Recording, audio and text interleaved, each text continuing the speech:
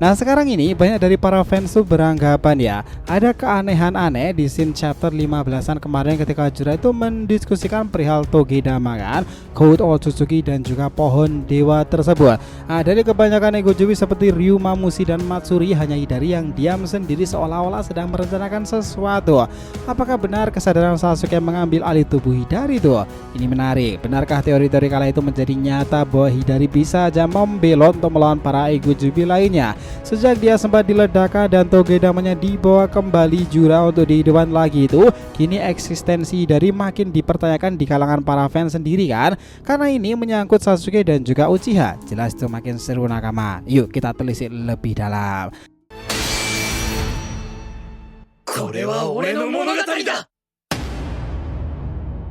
Halo teman-teman, selamat datang lagi di channel Boruto Saga to Blue Vortex. Nah di video ini kita akan berikan analisis pembahasan nih teori terbaru dan review dari Boruto to Blue Vortex, era Shinobi, era Shinju maupun Otsutsuki dari data manga aslinya ya. Jika kalian suka silahkan aktifkan notifikasi loncengnya teman-teman. Let's go, kita masuk pembahasan intinya. Gini cuy, pernahkah kalian mendengar teori tentang kesadaran Sasuke yang mungkin sudah menguasai tubuh Hidari setelah dia dihidupkan kembali? Kalau kalian sudah menonton video-video tentang Egojubi itu pasti tahu ya, kalau kita sendiri itu juga makin percaya tentang Hidari tersebut. Memang di sini belum ada bukti yang cukup kuat ya untuk membuktikan kalau Sasuke benar-benar menguasai tubuh Hidari melalui cakra mungkin sebagainya. Tapi setelah menelusuri lebih dalam lagi, ternyata ada beberapa hal yang cukup menarik untuk dipertimbangkan. Ya ini juga bisa memperkuat teori pula ya. Jadi kita mulai di chapter 13-nya. Yang menjadi titik awal kala itu bahwa kita juga udah mulai curiga nih. Kalian juga pasti udah tahu kan ya bagaimana Hidari itu dibangkitkan oleh Jura itu.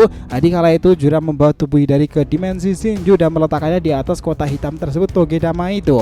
Dan menggunakan Togedama Hidari langsung kembali hidup ya. Tapi ada sesuatu yang terasa aneh di sini. Coba deh perhatikan reaksi Jura saat pertama kali menghidupkan Hidari.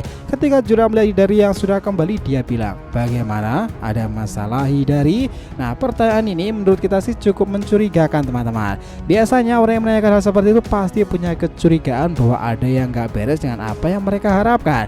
Nah lihat bagaimana Hidari menjawab pertanyaan tersebut ya, yang malah dengan santai mengatakan, "Entahlah, aku gak tahu sama sekali." Menurut kita jawaban seperti itu bisa jadi petunjuk bahwa kesadaran Sasuke sudah mengambil alih tubuh Hidari teman-teman. Kalau itu memang terjadi, maka mungkin Sasuke sudah tahu semua yang terjadi dengan Hidari ya. Bahkan mungkin dia sedang berpura-pura menjadi Hidari loh. Itu menjadi mohon menarik lagi. Ada hal lain yang membuat kita semakin curiga setelah Jura berkata, "Kelihatannya kau masih punya kesadaran diri sebagai Hidari ya. Jadi nggak masalah kalau identitasmu sekarang nggak hilang di sana." Jura terlihat agak takut sepertinya. Kenapa dia khawatir kalau kesadaran Hidari hilang?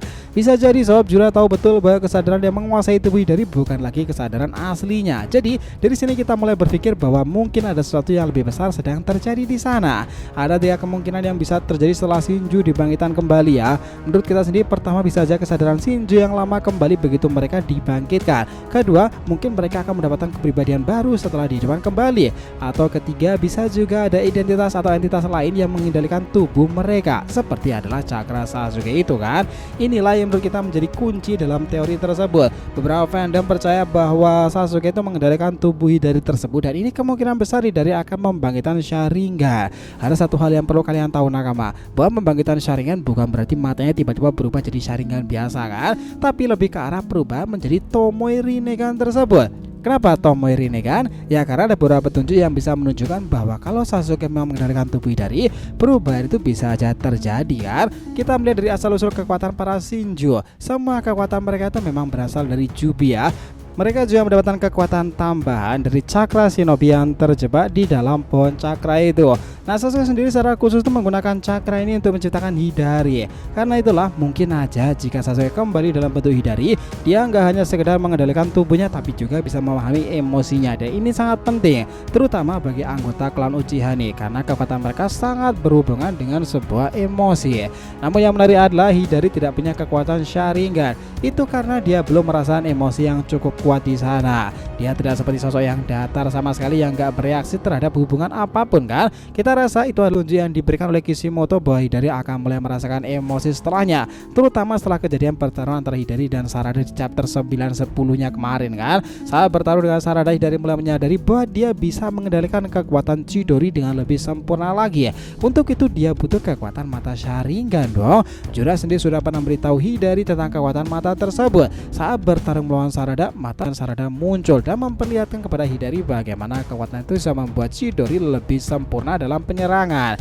Di sinilah Hidari mulai berpikir bahwa jika dia memakan Sarada, dia akan mendapatkan Sharingan tersebut. Tapi inilah yang menarik. Jika memang dia memakan Sarada, dia bisa mendapatkan Sharingan, kenapa Hidari nggak langsung mendapatkannya dari Sasuke sendiri? Itu menarik loh, karena sesuatu seperti ini memang menarik untuk kita kembangkan lebih lanjut.